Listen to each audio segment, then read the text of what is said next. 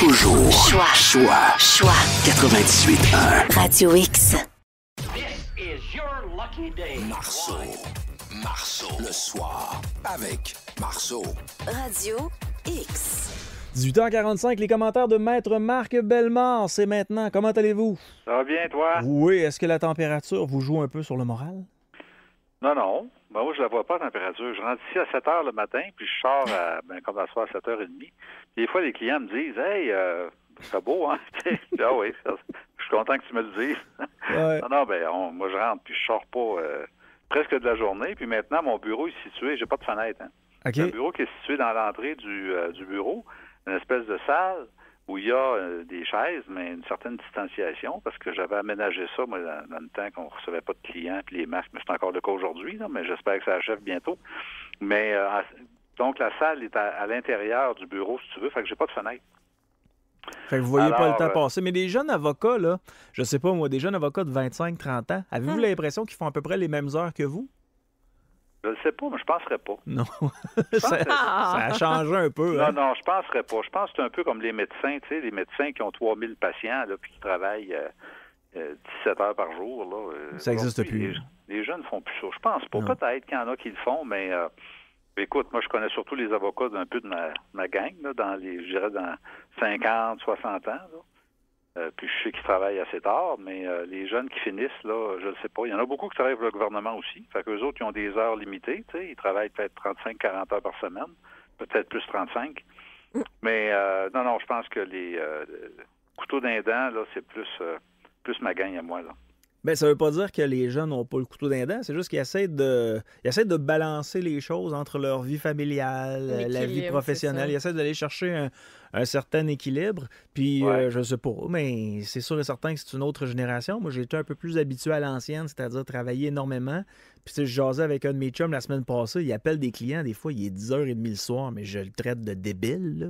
Ben, moi, j'appelle mes clients jusqu'à 10h. Non, mais Bellemare, faut pas appeler les gens jusqu'à 10 heures. Si ça convient... Ma mère disait, après 10 heures, là, c'est pas poli. T'appelles jamais quelqu'un après 10 heures. Fait que moi, j'appelle mes clients, je suis sûr des poignées chez eux. Moi, en fin de semaine, là, si vous appelez après 9 heures chez nous, je réponds pas. Ouais, la fin de semaine, mais tu sais, exemple, là, moi, je finis de travailler à 20 heures avec toi. Ouais. Mais si ma belle-mère, j'ai un dossier avec lui, puis il me dit 21 heures, c'est correct, je vais avoir genre le temps de souper, puis tu sais, mais ça t'appelles-tu le monde, toi, à 21 heures le soir? Ben, ça dépend. Ah, ouais. Ça dépend. À Si 21 heures, là, t'es sûr de rejoindre la personne. 21 heures, pas 21h05, parce que là, 21h05, les nouvelles sont commencées. Puis, tu sais, les téléromans, fais attention à ça. Appelle peut-être 7h moins 5, 8h moins 5. Là, t'es sûr que ça va répondre. Oh, ouais. T'appelles plus 7h15, 8h15, surtout entre 8 et 9, là. T'as plus de chances. Puis les soirs de hockey, c'est plus compliqué. Ben, moi, je checkais ça. Tu sais, quand il y avait des commanditaires, j'appelais, puis ça répond tout de suite. Non, mais il y a des techniques pour rejoindre les gens. Mais ce matin, à 7h30, j'ai appelé 3 clients. OK. J'ai eu 3 répondeurs. Oui, mais il vous rappelle par la suite, Maître Bellemare? Ben, il rappelle à moins 20, moins quart. Il ça. rappelle avant 8 heures, mais qu'est-ce que tu veux, autrement, t'appelles, même des clients qui ne travaillent pas là, à 10h15 le matin, ils sont pas là. Ils sont à l'épicerie, ils sont chez le docteur, en physiothérapie. Fait que, non, mais écoute, il faut rejoindre les gens, puis nous autres, on plaide, là. Fait que, voilà. Faut trouver un moyen pour les rejoindre. Mais toi, t'appelles pas après 9 heures jamais? Non? Jamais. Moi, en fait, je sais pas, on dirait que autant que je fais partie de l'ancienne génération pour certains trucs, autant que la nouvelle génération des textos, des messages, des messengers et tout ça, c'est bien rare que j'envoie des courriels maintenant, si ce n'est que peut-être pour le travail, que ce soit plus formel, là, avoir des preuves qu'il ne veut pas me donner 2% d'augmentation.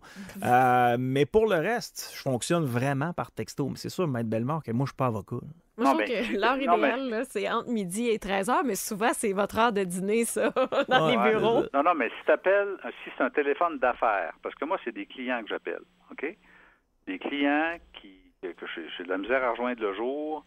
Après 6h, 7h, la plupart des gens sont facilement rejoignables. Dans le jour, c'est plus compliqué. Fait que là, t'appelles, ça répond pas. Là, tu laisses un message, il te rappelle, ça finit plus. Fait que là, tu l'appelles 3 fois plutôt qu'une. Fait que si t'es sûr de le rejoindre à 6h30, tu vas appeler à 6h30 ou à 7h30. C'est des téléphones d'affaires. C'est sûr que j'appellerai pas un de mes amis. « Hey, comment ça va? » À 9h30 le soir, c'est sûr. Mais des téléphones d'affaires, je pense que ça peut se faire. Ben voyez-vous, moi, c'est le contraire. J'appelle mes ouais? chums. Ben oui, parce que je sais, ils sont sous à 21h. Ils n'ont pas fini. Mais oui, mais Ah, OK. Maître Bellemare connaît sa clientèle Ben aussi. voilà. Voilà. Hey, dans les commentaires de Maître Bellemare, ce soir, on parle du droit des femmes. Ben oui, demain, c'est le 8 mars. Alors, je me suis dit, on va faire un petit quiz ce soir. Ouf. Voir si Camille se connaît bien ces dates. Alors, le droit de vote des femmes au fédéral, c'est en quelle année? Tadam! C'est pas en 1940? Non. C'est Au au Québec? fédéral. Au Fédéral. Au fédéral. Ça fait circa 100 ans, là, pas loin de 100 ans. OK. Fait que... 1900. Parce que j'aimerais ça arriver dessus direct, là, je sais pas. Tu dis presque 100 ans. Mais Ça fait presque 100 ans, Camille. Ben oui, Ça fait mais un peu plus, même. un peu plus, c'est ça. Autour de 100 ans. OK, C'est je vais y aller. 1918. 1920. Ben c'est ça, j'aurais dit 1918. Pour 18. vrai. 18. OK. Et tu sais que, je ne sais pas si ça a sûrement changé, mais à l'époque, les femmes pouvaient voter, sauf les Asiatiques Ah, et les Autochtones. Ouais. Et les Autochtones, les femmes asiatiques et autochtones n'ont pas obtenu le droit de vote. Je ne sais pas en quelle année ils l'ont obtenu, mais c'était pas des jokes, hein? On n'était pas gênés dans ce temps-là. Mais Ça avait pas de non. bon sens. Aujourd'hui, faire une affaire de même. Moi, Maître Bellemare, je me souviens d'avoir vu le film Les Suffragettes là, au cinéma Sainte-Foy, là, puis je prenais le banc en avant de moi. Il y avait personne dans la salle, ça n'intéressait pas personne, ce film-là. Là. Mais je prenais le banc en avant de moi, là, puis je serrais le banc avec mes ongles. Ouais. Ouais, c'est Tellement que ça m'avait rendu agressif. Voir ces femmes-là se faire varger dessus alors qu'elles, tout ce qu'ils Ouais. voulaient, c'était avoir des droits comme les autres. là. D'avoir Ouais, une ouais. voix, là, c'est droit ça. de vote, c'est mettre ta croix sur un bulletin de vote une fois par 4 ans. C'est pas exagéré. Alors, au Québec, ça a été en quelle année, Camille? Ben je pense que c'est ça, 1940, là. 1940. Ouais, C'est ça, celle-là, bon. je l'avais. Quand même, 1940. Tu sais, on dit, ça suit, c'est toujours des conflits mondiaux, à peu près. là. Maître Bellemare, pour ce qui est des femmes autochtones, Je sais pas. 1969. Hey, Ah oui. Ouais. Donc, c'est Pearson Trudeau. Là. Ça doit être dans le bout de Trudeau père, là, dans ce coin-là. Il a Fait que fait les femmes des changements autochtones n'étaient importants. pas considérées comme étant des femmes canadiennes ou femmes québécoises. C'est hallucinant. puis 7 ans OK. après, on avait une loi qui s'appelait la loi sur les Indiens. C'est Ouais, ça? ouais. Ah, ben ouais, ça c'est contradictoire. là. Alors, en 64, on a aboli l'obligation d'obéissance d'une femme à son mari. C'était dans le Code civil. Une femme avait une obligation d'obéissance face à son mari en 64. Alors, quand est-ce qu'on a décriminalisé la contraception? Parce que longtemps, dans le Code criminel, c'était un crime que de prendre un moyen contraceptif. Parce que c'est surtout pour une femme, parce que c'était jugé comme étant un assassinat ou empêcher la conception. Ou, c'est niaiseux, parce que ça empêchait la conception, donc tu ne tues pas personne. Tu t'empêches justement un embryon de se développer. Mm.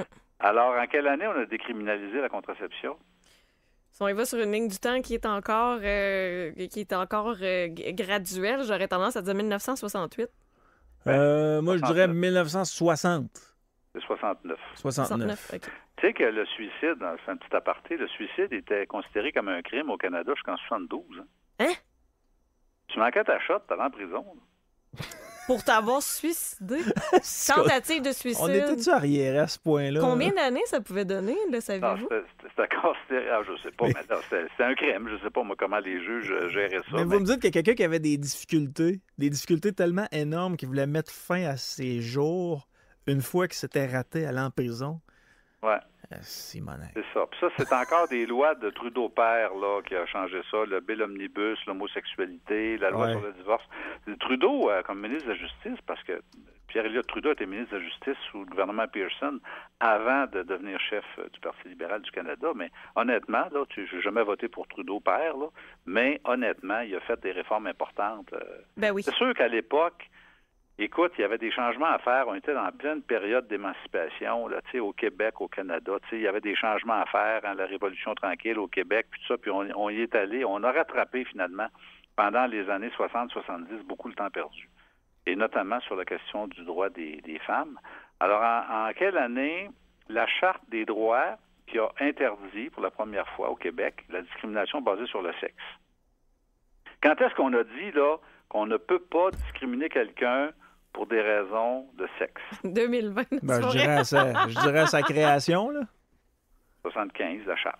Ouais. La Charte des droits et libertés de la personne au Québec qui interdisait la discrimination basée sur le sexe. Ça veut dire que jusque-là, tu pouvais discriminer sur le sexe, et le congé de maternité avec l'empêchement, le congé de maternité de 18 semaines, c'est dans la loi sur les normes, les normes du travail, on appelait ça dans le temps la loi sur le salaire minimum, qui avait plusieurs dispositions qui touchaient les droits de base, là. Et on avait introduit là-dedans le congé de maternité de 18 semaines sans risque d'être congédié. Ça veut dire qu'avant ça, tu pouvais être congédié parce que tu tombais enceinte. Alors, c'est en quelle année? Camille? 1980? Oui, j'aurais dit la même chose que toi. 79. On est proche. Oui, ça, c'est le gouvernement de René Lévesque, là, Pierre Marois, qui était ministre à l'époque, qui a fait adopter beaucoup de changements de cette nature-là. Et à partir de quelle année l'avortement n'était plus un crime? Là, évidemment, il y a eu la saga Morgan Taylor à la Cour suprême, puis etc. Mais en quelle année on a véritablement modifié le code criminel où l'avortement n'était plus un crime? C'est en 88. OK. Mais là, je reviens sur une petite histoire. Je veux savoir, d'après vous, quand est-ce que les femmes ont pu devenir jurées au Québec? Jurées? Jury, oui, jury. Participer à un jury, là, être assis à avoir une chaise sur 12 au moins. Là. Moi, ça doit faire un bail, ça, par exemple. D'après toi? Oh, mettons 1960? Camille? Oh my God, non. Est-ce qu'on monte ou on descend, Maître Bellemare? On monte. On monte? On monte? Ah ouais? OK, je vais y aller avec 85. Non, 71. Ah, OK, 71. pas si fait. Mais je me disais que c'était autour des... Le 18 juin 71, le gouvernement du Québec sanctionne la loi qui lève l'interdit fait aux Québécoises d'être membre d'un jury lors d'un procès. Puis là, cette histoire-là, ça vient d'une fille qui s'appelle Lise Balker. Elle avait été assignée pour témoigner contre Paul Rose dans le procès sur l'assassinat de Pierre Laporte. On est en 71. Et elle reçoit un subpoena pour se présenter en cours pour dire des choses contre Paul Rose, j'imagine. Mm-hmm. Parce qu'elle n'était pas dans le FLQ, mais elle était amie de plusieurs felkistes. Alors, elle reçoit une assignation pour comparaître, témoigner contre Paul Rose, et elle dit non. Elle dit, je témoigne pas, parce qu'elle dit, j'ai pas le droit d'être juré, moi. Alors, si j'ai pas le droit d'être juré, ben vous ne pouvez pas me contraindre pour témoigner. C'est sûr que c'est pas un argument légalement parlant, là. Mais c'est ce qu'elle avait dit. Elle avait dit, en tant que Québécoise, moi, je n'irai pas témoigner dans un système de justice, collaborer avec un système de justice qui me permet même pas de faire partie du jury. Alors, finalement, il y avait dans la salle des femmes qui participaient à ce qu'on appelait à l'époque le Fonds de libération des femmes, le FLF. Alors, on vient des années 70, là, ça fait longtemps. Alors, il y avait 7 femmes dans la salle. Puis quand le juge a dit vous voulez pas témoigner, donc je vous cite pour outrage au tribunal, les 7 femmes se sont levées pour dire discrimination et la célèbre phrase la justice c'est de la merde. Ah ouais. Ah oui. Alors là, le juge qui présidait, c'est le juge Marcel Nicole, c'est un juge de Drummondville qui avait été assigné au procès. Et le juge a cité immédiatement ces 7 femmes-là comme outrage au tribunal. Mais le ministre de la Justice à l'époque, qui était Jérôme Choquette, a décidé de modifier la loi. Et c'est arrivé 3 mois plus tard, il a modifié la loi. Parce que là, les gens se sont dit, qu'est-ce que c'est ça, cette affaire-là? C'est-tu vrai que tu peux pas être juré quand tu es une femme? Les gens ont pris conscience de ça à travers un procès très spectaculaire. Le procès de Paul Rose, c'était suivi au jour le jour. Je me disais que ça devait venir d'un événement historique assez gros. Oui, mais c'est ça. C'est confirmé. Ben, en fait, c'est parce que moi, je me souviens de la série Les Grands Procès, là, puis c'était des procès qui dataient de plusieurs décennies, puis je voyais tout le temps des femmes jurys. Fait que je me disais que ça devait être autour des années 60. Là. Non, c'est pas possible. Eh bien. Ça, comme c'est l'administration de la justice, ça relève du gouvernement du Québec à ce moment-là. Le gouvernement a modifié ça. Mais tu sais que Jérôme Choquette, dans les années 70, là, écoute, lui, il était là de 70 à 75. Il en a fait des réformes, là. Quand je te disais tantôt là, que des années 70, ça a été vraiment fulgurant, là, mais regarde, l'aide juridique, c'est en 72. Ouais. La Charte des droits, c'est en 75. Les petites créances, je pense, c'est en 71.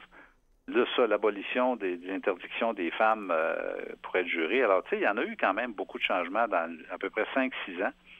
c'est Jérôme Choquette qui a fait tout ça. Le gouvernement de Bourassa, là, les 2 premiers gouvernements de Bourassa dans les années 70. Là. Drôle de question, Maître Bellemare, là, mais la loi sur le divorce, est-ce qu'elle a évolué tant que ça depuis son implantation, dans le sens qu'à l'époque, est-ce que c'était les hommes qui ramassaient une plus grande partie du patrimoine ou ça a toujours été... Ben oui, ça a changé beaucoup. OK. Écoute, ça a changé beaucoup. Puis ça, c'est une loi encore de Trudeau. Trudeau père, la loi sur le divorce, c'est des années 68, 70, dans ce coin-là. Avant ça, ça te prenait un bill privé de la Chambre des communes pour divorcer. Là. Okay. Parce que le divorce, il n'y avait pas de procédure, il n'y avait pas de mécanisme de loi sur le divorce. Alors, ça prenait un bill privé, puis à un moment donné, ben c'est ça, ça a été dans les années, début des années 70. La loi a été introduite avec des critères précis pour divorcer, là. Notamment l'homosexualité, c'était considéré comme un motif de divorce. La bestialité, c'est un motif de divorce. Ça veut dire le gars qui va fourrer la vache, là, dans l'étable, là. Alors ça, c'était écrit noir sur blanc dans la loi sur le divorce. La bestialité, comme quoi il y en avait au Canada de la bestialité, là. Alors, tu pouvais demander le divorce contre un gars qui couchait avec la vache, là. Non, mais je te dis, pas de bon dans sens. la loi, moi, quand j'ai fait mon cours de droit, Ouais.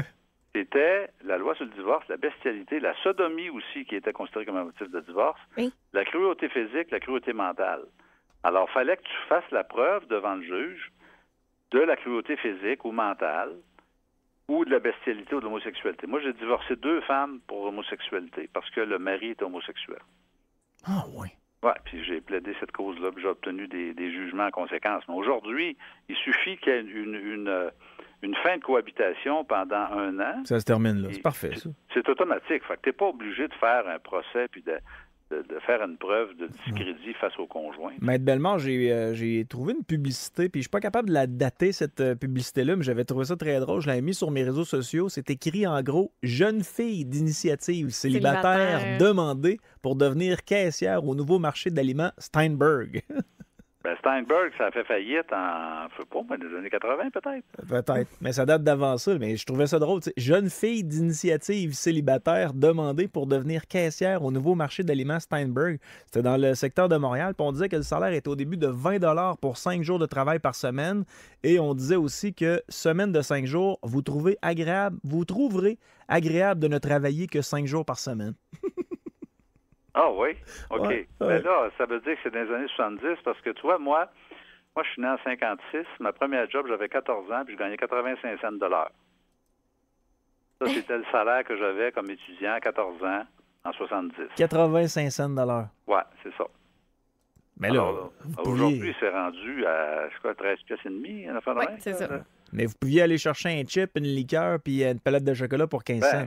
Ben oui, c'est ça. On avait des bonbons pour pas trop cher, des cartes de hockey, je pense que c'était 5 cents. Vous aviez des maisons à 20 000 $ que vous revendez aujourd'hui à 600 000. Ah ouais, ben c'est pas comparable. Mais tu sais, est-ce qu'on a un plus grand pouvoir d'achat? Tu parlais du prix de l'essence tantôt. Ouais. Écoute, ça n'a pas de bon sens. Mais tu sais, vive le télétravail, mais en même temps, moi, je pense qu'on se fait voler tellement avec le télétravail. Là. Je sais pas, moi, si j'étais patron puis que j'avais 20 employés là, sur des ordinateurs, je me dirais, ben là, travailles-tu vraiment? Ben, il y a moyen de mesurer, là. Il y a moyen de mesurer le travail qui est accompli. Ben oui, ben en fait, tu sais, dans les secteurs de création, là, j'avais embauché un gars qui était un monteur vidéo, là. Puis on lui donnait des projets avec des dates d'échéance. Puis il n'y avait pas d'heure pour travailler. Le gars, il se levait pas le jour, puis il dormait le soir, mais il travaillait la nuit. Fait qu'on ne surveillait pas. On lui donnait des dates d'échéance, puis on le payait pour chaque contrat.